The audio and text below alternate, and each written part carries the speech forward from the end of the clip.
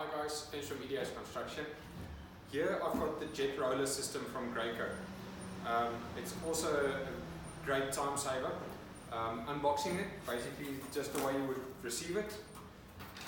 In the box you would get the attachment that you can take off like so, if you want to go and clean the roller or something like that. On the front you will have your housing and your tip and the clear shot. You'll have an extension and you will have your trigger. To assemble it, just screw that into your trigger.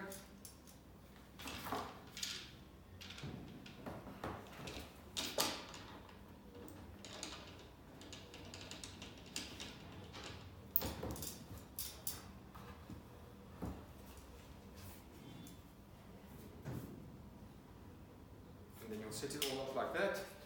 Now you can spray directly onto the roller and roll it onto the wall. The preferred method would be to just tilt it like that, spray below your roller, and then just roll it over with the roller.